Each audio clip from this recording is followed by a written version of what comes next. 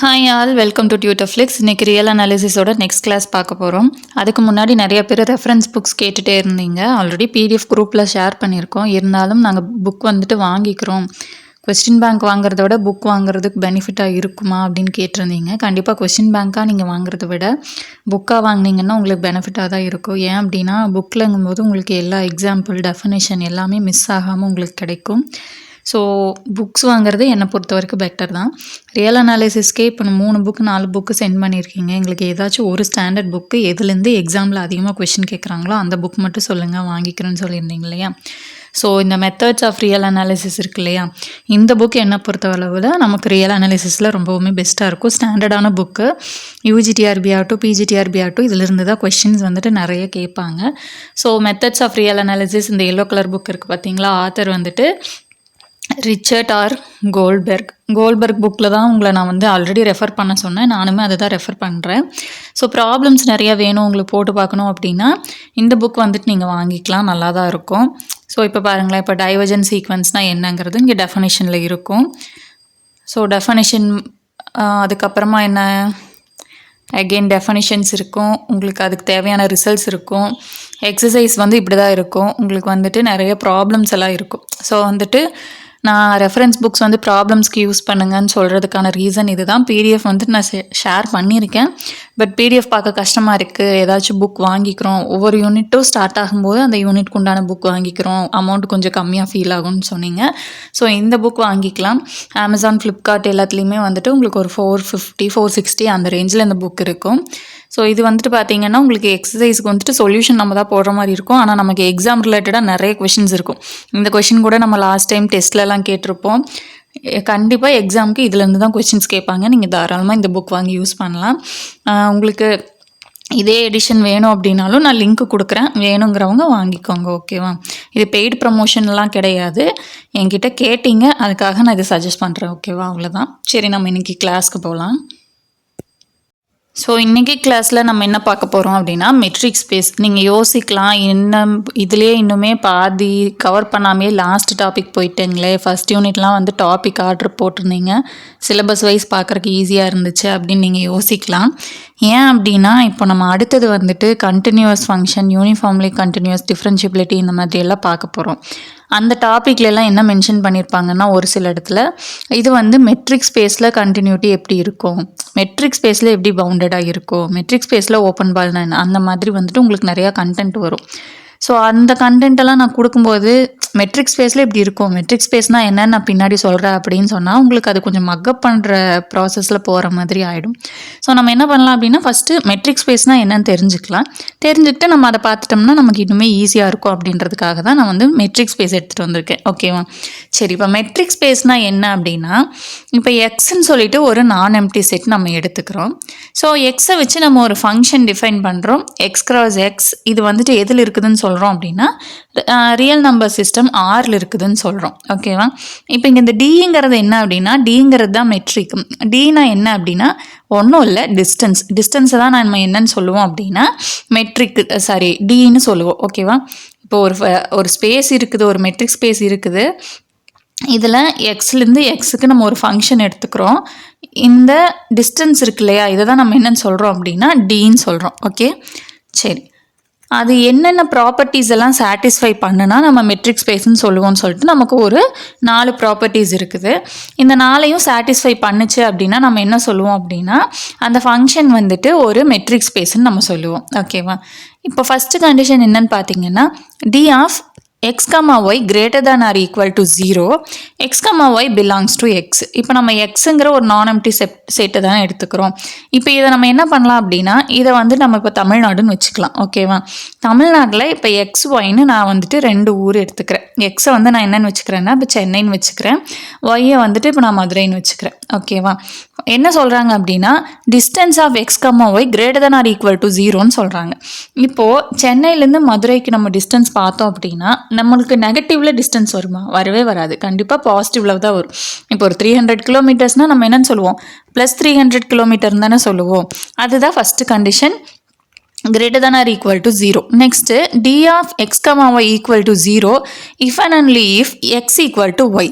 இப்போ அந்த d of x comma y equal to 0ன்னு சொல்கிறோம் அப்படின்னா அது எப்படி இருக்கும் அப்படின்னா அந்த xல நம்ம ஒரே ஊரில் தான் அந்த 2 பாயிண்ட்டையும் எடுத்திருப்போம். ஓகேவா? இப்போது எக்ஸும் சரி ஒய்யும் சரி ரெண்டுமே ஒரே ஊரை சொல்லிட்டோம் அப்படின்னா ஒரே ஊருக்கு நம்ம வந்து டிஸ்டன்ஸ் பார்க்க முடியாது இல்லையா? இப்போ போன இதில் வந்துட்டு நம்ம சென்னை மதுரைன்னு 2 ஊர் எடுத்தோம், 2க்கான டிஸ்டன்ஸ் பார்த்தோம். ஆனால் நம்ம இங்கே எடுக்கிறது ஒரே ஊரை தான் எக்ஸுக்கும் எடுக்கிறோம் ஒய்க்கும் எடுக்கிறோம். அப்படி இருக்கும்போது அதுக்கு டிஸ்டன்ஸ் வருமா? வராது. ஸோ அதை நம்ம என்னன்னு சொல்லிடுவோம்? 0ன்னு சொல்லிடுவோம். ஓகேவா? Next D of X comma Y equal to D of Y comma X. இப்போ நான் வந்துட்டு எக்ஸை வந்துட்டு நான் ஆல்ரெடி சொன்ன மாதிரி சென்னைன்னு எடுத்துக்கிறேன், ஒய்யை வந்துட்டு நான் மதுரைன்னு எடுத்துக்கிறேன். இப்போ சென்னையிலேருந்து மதுரை போகிறக்கு நமக்கு ஒரு 300 கிலோமீட்டர்ஸ் வருதுன்னு வைங்களேன். மதுரையிலேருந்து ரிட்டன் நமக்கு சென்னை வரதுனாலும் என்ன தான் வரும்? 300 கிலோமீட்டர் தானே வரும், மாறாது இல்லையா? அப் அண்ட் டவுன் நமக்கு ஒரே மாதிரி தானே இருக்கும். அதுதான் third condition. D of X comma ஒய்யும் டி ஆஃப் ஒய் கமா எக்ஸும் நமக்கு எப்பயுமே எப்படி தான் இருக்கும்? சேமாக தான் இருக்கும். ஓகேவா? நெக்ஸ்ட் லாஸ்ட் கண்டிஷன் பாருங்கள். d of x comma z less than or equal to d of x comma y plus d of y comma z for all x, y, z belongs to x.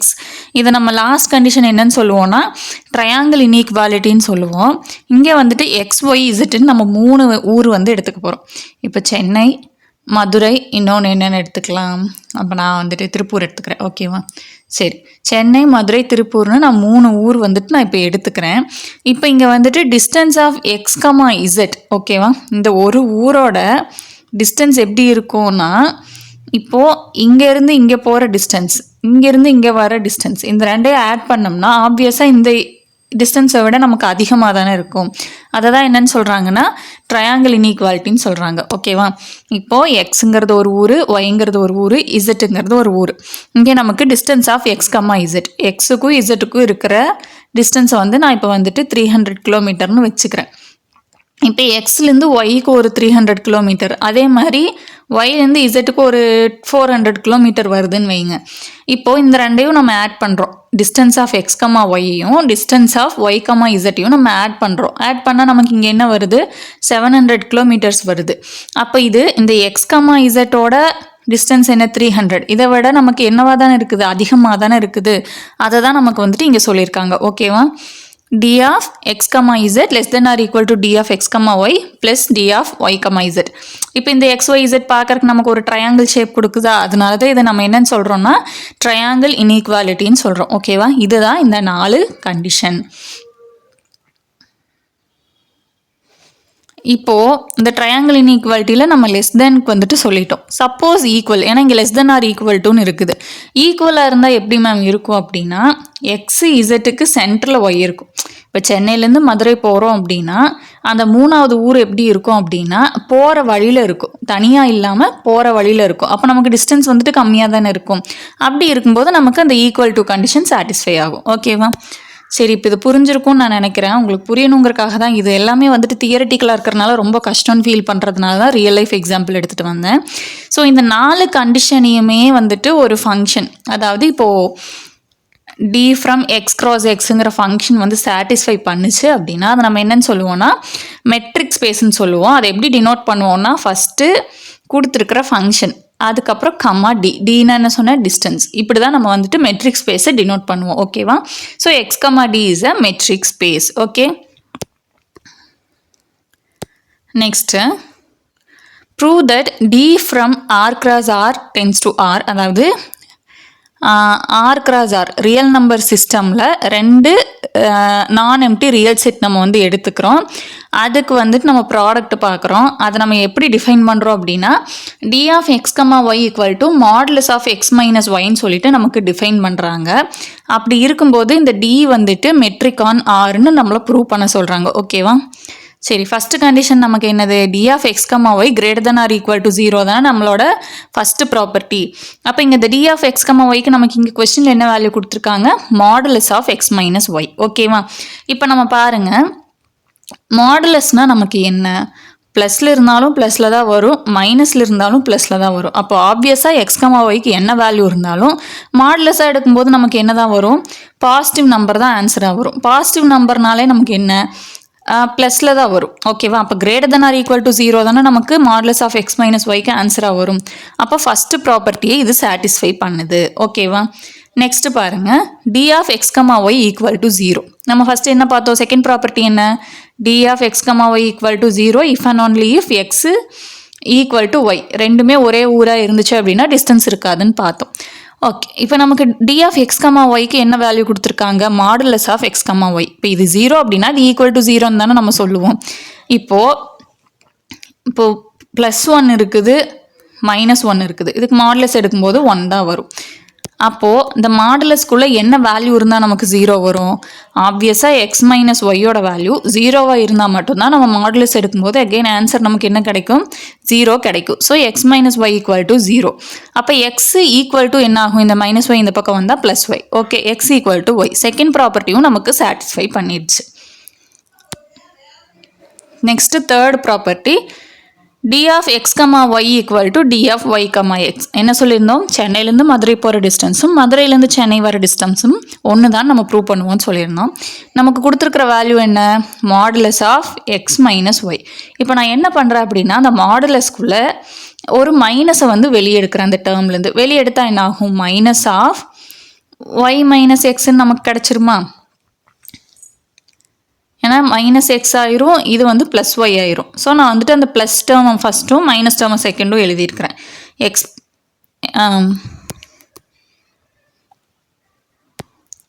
Modulus X minus ஒய்யில் நான் ஒரு மைனஸை மட்டும் வெளியே எடுத்துட்டு Y minus எக்ஸ்ன்னு எழுதிக்கிறேன். ஓகேவா? இப்போ என்னது? இங்கே ஆல்ரெடி மாடுலஸ் இருக்குது. அப்போ இங்கே மைனஸ் இருந்தாலும் நமக்கு என்ன தான் கிடைக்கும்? ஆன்சர் ப்ளஸ் தான் கிடைக்கும். அப்போ minus modulus of y minus எக்ஸுக்கு நமக்கு என்ன கிடைச்சிரும்? Plus modulus of y minus x கிடைச்சிரும். இப்போ கொஸ்டினில் என்ன கொடுத்துருக்காங்க? மாடுலஸ் ஆஃப் எக்ஸ் மைனஸ் ஒய்யை டி ஆஃப் எக்ஸ் கமா ஒய்ன்னு சொல்லிட்டாங்க. அப்போ மாடுலஸ் ஆஃப் ஒய் மைனஸ் எக்ஸை நம்ம எப்படி எழுதலாம்? டி ஆஃப் ஒய் கமா எக்ஸ்ன்னு எழுதலாம் இல்லையா? ஸோ இது தேர்ட் ப்ராப்பர்ட்டியும் சாட்டிஸ்ஃபை பண்ணுது. நெக்ஸ்ட் ஃபோர்த் ப்ராப்பர்ட்டி பாருங்கள், d of X comma z equal to நம்மளோட ப்ராப்பர்ட்டி என்னது? கொஸ்டினில் கொடுத்துருக்கிறது modulus of x minus z. இப்போ நான் என்ன பண்ணுறேன் அப்படின்னா, ஒரு மைனஸ் ஒய் ஒரு ப்ளஸ் ஒய் நான் வந்துட்டு ஆட் பண்ணிக்க போகிறேன். ஓகேவா? மைனஸ் ஒய்யும் ப்ளஸ் ஒய்யும் ஆட் பண்ணிக்கிறேன். நமக்கு ஆல்ரெடி ஒரு இன்இக்வாலிட்டி தெரியும்.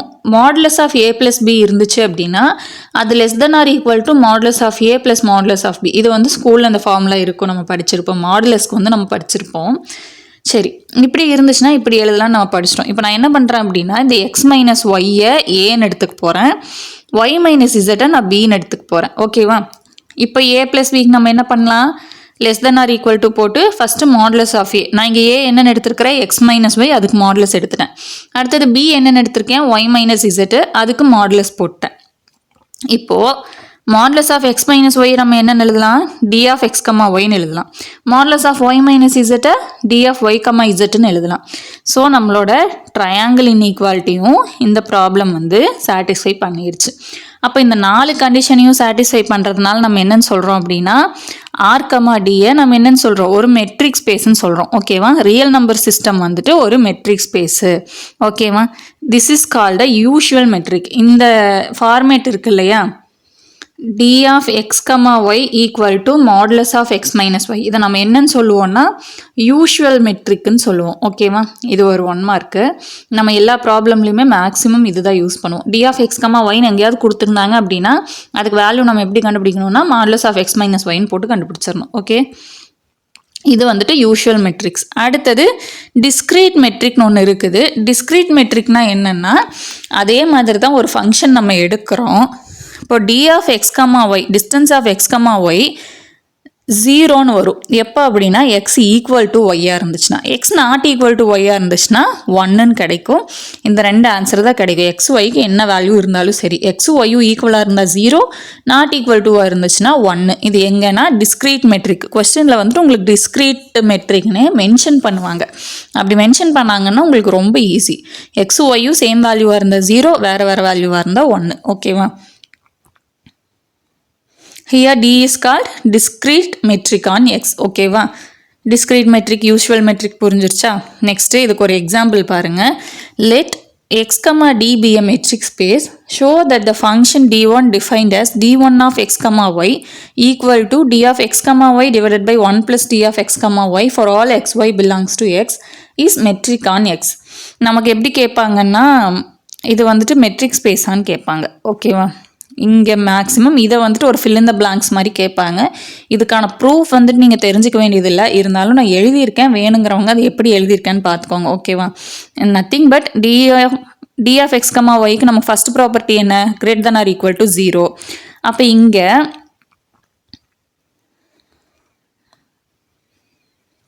இப்போது டிவிஷனில் இருக்கு இல்லையா? அப்போ மேலே இருக்கிறத எக்ஸ்ன்னு வச்சுக்கலாம், கீழே இருக்கிறத ஒய்ன்னு வச்சுக்கலாம். இந்த ஒய்யோட வேல்யூ என்னவா இருக்கும்போது நமக்கு மேலே இருக்கிற டேர்ம் வந்துட்டு greater than R equal to 0வாக கிடைக்கும். இது வந்துட்டு 0 விட அதிகமாக இருக்கணும் இல்லையா? இது வந்துட்டு ஒரு ப்ளஸ் டேர்மாக இருந்தால் மட்டும்தான் மேலே இருக்கிற டேர்மும் 0 விட அதிகமாக கிடைக்கும். ஓகேவா? இது மைனஸில் இருந்ததுன்னா இது 0 லெஸ் தென் ஆயிரும். நம்மளோட ஃபஸ்ட்டு கண்டிஷன் என்னது? D of X comma y வந்துட்டு greater than R equal to 0வாக இருக்கணும். அப்போ ஆப்வியஸாக இந்த கீழே இருக்கிற டேர்ம் என்னவாக தான் இருக்கும்னா கிரேட்டர் தென் 0வாக தான் இருக்கும். ஓகேவா? அதை தான் இங்கே எழுதியிருக்கிறேன். இதே மாதிரி 4 கண்டிஷனையும் சாட்டிஸ்ஃபை பண்ணி எழுதிட்டு உங்களுக்கு நான் அந்த ப்ரூஃபையுமே கொடுத்துருக்கேன். இது வந்து நீடு கிடையாது. ஓகேவா? நான் இதை ஏன் எக்ஸ்பிளைன் பண்ணலை அப்படின்னா இது பார்த்தோன்னே உங்களுக்கு புரிஞ்சிடும். போன ப்ராப்ளமில் எப்படி போட்டோம் 4 கண்டிஷனும் சாட்டிஸ்ஃபை ஆகுதான்னு, அதே மாதிரி தான் 4 கண்டிஷனும் சாட்டிஸ்ஃபை ஆகுதான்னு பார்ப்போம். பட் எக்ஸாமில் பொறுத்த அளவுக்கு உங்களுக்கு இதை வந்துட்டு ஒரு ஃபில் இன் த பிளாங்க்ஸ் மாதிரி கேட்பாங்க. இது வந்துட்டு நீங்கள் ஞாபகம் வச்சுக்கோங்க. இந்த d of X comma y divided by 1 + d of X comma ஒய்ங்கிறது ஒரு மெட்ரிக் ஸ்பேஸ் அப்படிங்கிறத ஞாபகம் வச்சுக்கோங்க. இது மெட்ரிக் ஸ்பேஸாங்கிற மாதிரி தான் உங்களுக்கு கொஸ்டின் வரும். ஆனால் இதுக்கான ப்ரூஃப்மே நான் எழுதியிருக்கேன். நோட்ஸ் வந்துட்டு நான் உங்களுக்கு குரூப்பில் கொடுத்துட்றேன். ஓகேவா? ஏன்னா நம்ம டைம் ரொம்ப லென்த்தாக போகுதுங்கிறதுனால நான் அதை கட் பண்ணுற வேறு ஒரு ரீசனும் இல்லை. நெக்ஸ்ட்டு பவுண்டட் செட்ஸ் இன் மெட்ரிக் ஸ்பேஸ். இப்போ நார்மலாக நம்ம பவுண்டட் செட்டுக்கு அங்கே நம்ம என்ன படித்தோம்? பவுண்டட் எபோவாகவும் இருக்கணும், பவுண்டட் பிலோவாகவும் இருக்கணும். அப்படி இருந்துச்சுன்னா அதை நம்ம என்னென்னு சொல்லுவோம்னா பவுண்டட் சீக்வன்ஸ் அப்படின்னு சொல்லுவோம், சீக்வன்ஸ் பொறுத்தளவுக்கு. இங்கே வந்துட்டு மெட்ரிக் ஸ்பேஸில் நம்ம என்ன சொல்கிறோம் அப்படின்னா, இப்போ எம் கமா டின்னு நான் ஒரு மெட்ரிக் ஸ்பேஸ் எடுத்துக்கிறேன், அதில் வந்துட்டு ஒரு சப்செட் எடுக்கிறேன் ஏன்னு. ஓகேவா? அந்த ஏவை நம்ம எப்போ வந்துட்டு பவுண்டட்னு சொல்லுவோம் அப்படின்னா, இப்போ ஏல வந்துட்டு எக்ஸ் ஒய்னு நான் வந்துட்டு எலமெண்ட்ஸ் எடுப்பேன். ஓகேவா? எக்ஸ் ஒய்னு நம்ம நிறைய எலமெண்ட்ஸ் எடுக்கலாம் அந்த சப்செட்டுக்குள்ளே. அதுக்கு டிஸ்டன்ஸ் பார்க்குறோம். இப்போ டி ஆஃப் எக்ஸ் கமா ஒய்க்கு வந்துட்டு ஃபஸ்ட்டு ஒரு 1ன்ற ஒரு வேல்யூ கிடைக்குதுன்னு வைங்க. அடுத்தது வந்து 2ன்னு ஒரு வேல்யூ நம்மளால் ஏக்குள்ளே சொல்ல முடிஞ்சுது அப்படின்னாலே அது பவுண்டட். ஓகே, இன்னொரு வாட்டி நல்லா சொல்கிறேன் பாருங்கள்.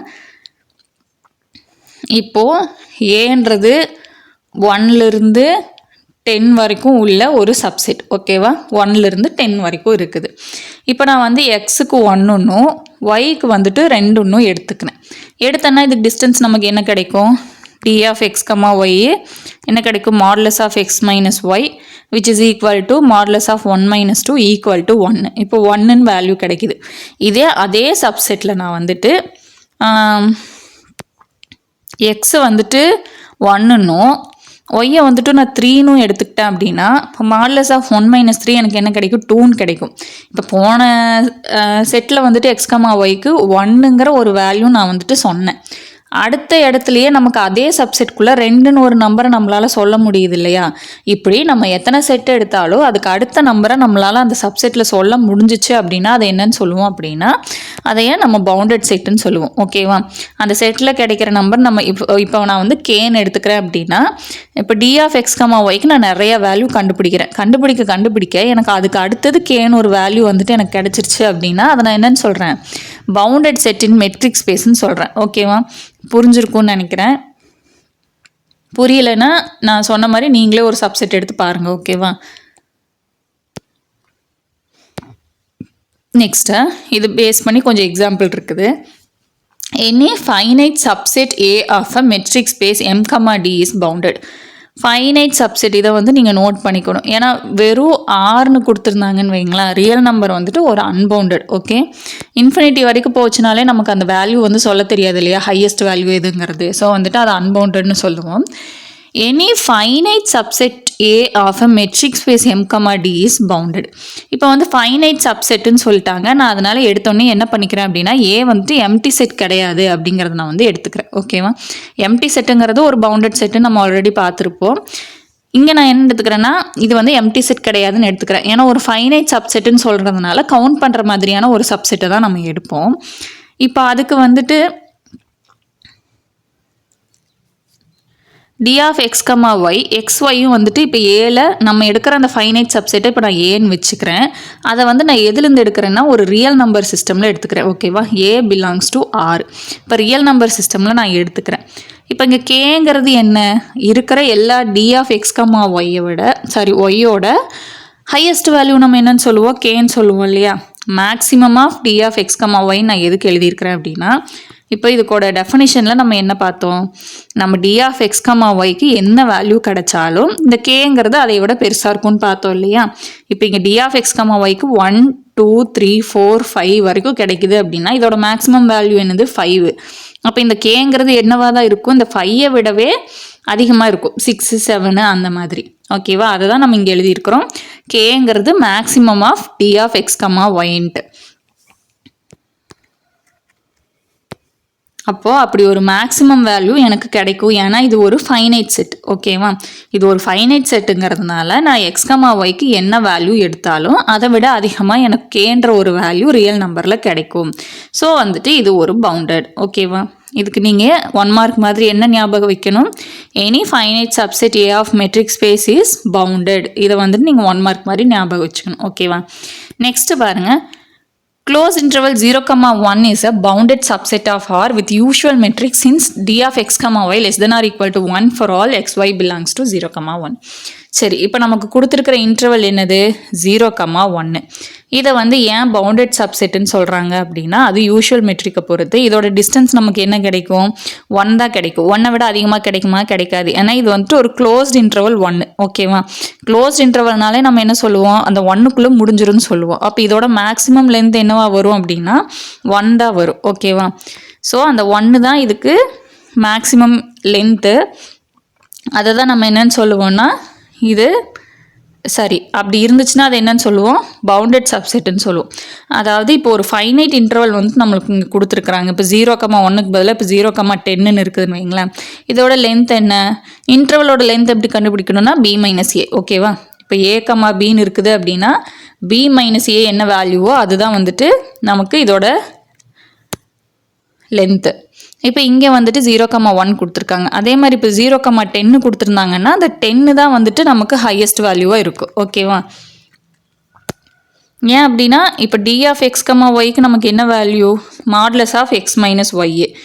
இங்கே மாடுலஸ் ஆஃப் எக்ஸுக்கு 0, ஒய்க்கு 1. அப்போ நமக்கு என்ன கிடைக்கும், 1 தான் கிடைக்கும்.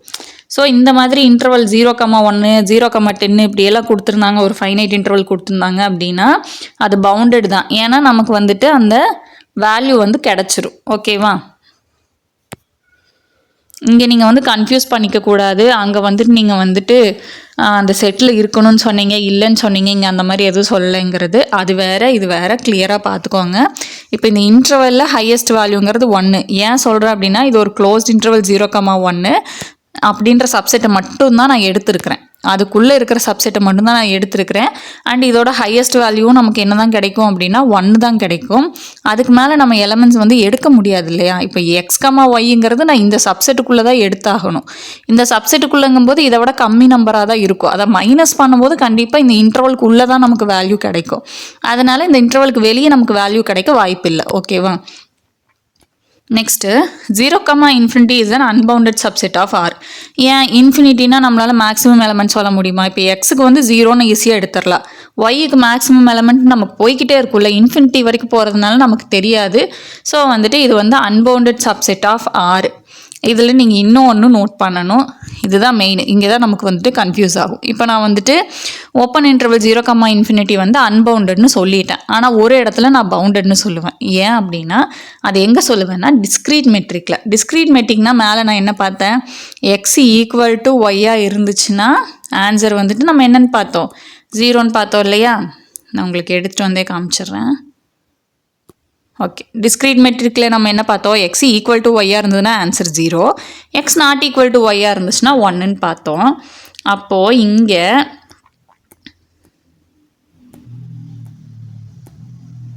இப்போ 0, எக்ஸுக்கும் ஒய்யுக்கும் நம்ம வேறு வேறு வேல்யூ சப்ஸ்டியூட் பண்ணும்போது டிஸ்க்ரீட் மெட்ரிக்கில் நமக்கு என்ன இருக்குது, எக்ஸ் ஈக்குவல் டு ஒய்யாக இருந்துச்சு அப்படின்னா நமக்கு வந்துட்டு அது 0ன்னு நம்ம ஆன்சர் போடுவோம். இங்கே 0, போட்டதுனால ஆப்வியஸாக இங்கே 1, 2, 3 அப் டு எக்ஸெட்ரா நிறைய வேல்யூஸ் வரும். அப்போ எக்ஸும் ஒய்யும் வேறு வேறு வேல்யூ. அப்படி இருந்துச்சுன்னா டிஸ்க்ரீட் மெட்ரிக்கில் என்ன ஆன்சர் வரும், 1 வரும். ஸோ உங்களுக்கு வந்துட்டு டிஸ்க்ரீட் மெட்ரிக்லன்னு கேட்டாங்கன்னா இந்த ஓப்பன் இன்டர்வல் கூட நமக்கு பவுண்டட் செட்டு தான். ஓகேவா? நார்மலாக கேட்டாங்க அப்படின்னா அது ஒரு அன்பவுண்டட், ஏன்னா இன்ஃபினிட்டி வரைக்கும் போகுது, வேல்யூ சொல்ல தெரியாதுன்னு சொல்லலாம். பட் டிஸ்க்ரீட் மெட்ரிக்லன்னு கேட்டாங்கன்னா டிஸ்க்ரீட் மெட்ரிக் பொறுத்த அளவுக்கு நமக்கு வேல்யூஸே தேவையில்லை. ஒரே வேல்யூ இருக்குதா, மல்டிபிள் வேல்யூ இருக்குதா, அதுதான் தேவை. மல்டிபிள் வேல்யூ இருந்தாலே அது நமக்கு வந்துட்டு பவுண்டட் செட். ஓகேவா?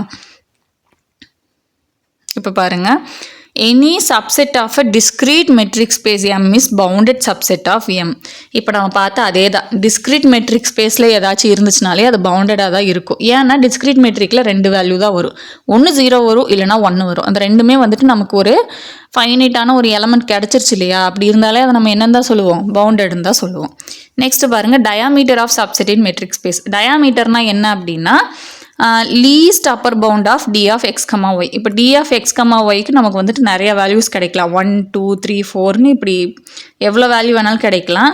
அதோட லீஸ்ட் அப்பர் பவுண்டு தான் நம்ம என்னன்னு சொல்லுவோம்னா டயாமீட்டர் ஆஃப் ஏன்னு சொல்லுவோம். ஓகேவா? லீஸ்ட் அப்பர் பவுண்டெல்லாம் நமக்கு சீக்வன்ஸில் பார்த்தா அதே மெத்தடு தான், ஒரு சின்ன இடத்துல மட்டும் மாறும். அதை நான் எப்படின்னு இப்போ சொல்லித்தரேன்.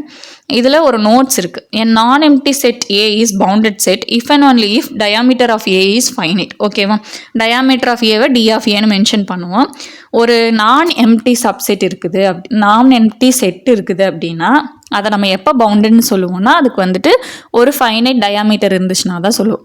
ஏன்னா டயாமீட்டர்னாலே என்னன்னு சொல்லிட்டேன், லீஸ்ட் அப்பர் பவுண்டுன்னு சொல்லிட்டேன். அப்போ அது ஒரு ஃபைனைட் செட்டாக தான் இருக்கும். ஸோ அது ஃபைனைட்டாக இருந்துச்சுன்னா கண்டிப்பாக பவுண்டடாக தான் இருக்கும் அப்படின்னு சொல்கிறாங்க. Okay, next let A comma B subset of M then A subset of B அப்படி இருந்துச்சு. இப்போ வந்து ஏ வந்து பி சப்செட்னாலே என்ன அர்த்தம், ஏல இருக்கிற எலமெண்ட்ஸை விட என் ஆஃப் ஏவை விட என் ஆஃப் பி அதிகமாக தான் இருக்கும். அப்போ டயாமீட்டர் ஆஃப் ஏவை விட டயாமீட்டர் ஆஃப் பியும் என்னவாக தான் இருக்கும், அதிகமாக தான் இருக்கும். அதுதான் இந்த ரிசல்ட்டில் சொல்கிறாங்க. Next, diameter of any non empty subset in a discrete metric space is 1. ஏன் அப்படின்னா டிஸ்க்ரீட் மெட்ரிக்கில் நான் என்ன சொல்லிட்டேன், 1 0 வரும், இல்லைனா 1 வரும். அப்போ இந்த 1ங்கிறது தானே நமக்கு லீஸ்ட் அப்பர் பவுண்டாக இருக்கும். இதை தாண்டி எதுவும் வரக்கு வாய்ப்பு இல்லை இல்லையா? ஸோ டிஸ்க்ரீட் மெட்ரிக்னு கொடுத்துட்டாலே உங்களுக்கு ரொம்ப ஈஸி. ஒரே வேல்யூவாக இருந்தால் 0, வேறு வேறு வேல்யூவாக இருந்தால் 1. அதே மாதிரி டயாமீட்ரு 1 தான் வரும். டிஸ்க்ரீட் மெட்ரிக்கில் டயாமீட்டரோட value 1. Okay, next, in R means real number system, the diameter of any interval is equal to the length of the interval. Length of the interval தான் நம்ம என்னன்னு பார்த்தோம், a, bன்னு இருந்துச்சு அப்படின்னா b minus a தான் அதோட லென்த்துன்னு சொல்லுவோம். ஸோ ஒரு இன்டர்வலோட டயாமீட்டர் என்னவா இருக்கும்னா மேக்ஸிமம் அந்த இன்டர்வலோட லென்த்துக்கு ஈக்குவலாக இருக்கும். இப்போ இங்கே 0,1 இருக்குது, இதோட டயாமீட்டர் என்ன கிடைக்கும்னா 1 கிடைக்கும். இங்கே 0,10 இருக்குது, இதோட டயாமீட்டர் என்ன கிடைக்கும்னா இப்போ 10 - 0 10 தானே, 10 தான் கிடைக்கும். ஸோ ஒரு இன்டர்வலோட லென்த் என்னவோ அதுதான் அந்த இன்டர்வலோட டயாமீட்டராகவும் இருக்கும். Next empty set. எம்டி செட்டுக்கு வந்துட்டு மெட்ரிக் ஸ்பேஸில் டயாமீட்டர் என்ன அப்படின்னா -∞. ஓகேவா? எம்டி செட்டுக்கு டயாமீட்டர் -∞. எங்கே அப்படின்னா மெட்ரிக் ஸ்பேஸில். நெக்ஸ்ட்டு இப்போ A = 1 3 5 7 9ன்னு ஒரு செட்டு வந்து நமக்கு கொடுத்துருக்காங்க. இதுக்கு டயாமீட்டர் எப்படி கண்டுபிடிக்கணும் அப்படின்னா டயாமீட்டருக்கு ஃபார்முலா என்ன, least upper bound of d of X comma y. இதுக்கு என்ன பண்ணணும் அப்படின்னா இப்போ நமக்கு ஒரு செட்டு கொடுத்துருக்காங்கன்னா அதில் இருக்கிறதுலே ஸ்மாலஸ்ட் வேல்யூ என்னன்னு பார்க்கணும். ஸ்மாலஸ்ட் வேல்யூங்கிறது இங்கே என்னது, நம்ம செட்டில் 1. ஸோ என்ன பண்ணணும் அப்படின்னா அந்த 1 வந்துட்டு நம்ம எக்ஸ்ன்னு வச்சுக்க போகிறோம். இது எல்லாத்தையுமே ஒய்ன்னு வச்சுட்டு ஒவ்வொன்றா மைனஸ் பண்ணிக்க போகிறோம். First 1 - 3 modulus of 1 - 3. ஏன்னா டி ஆஃப் எக்ஸ் கமா ஒய்க்கு என்ன, modulus of x minus y தான் அது இங்கே அப்ளை பண்ணுறோம்.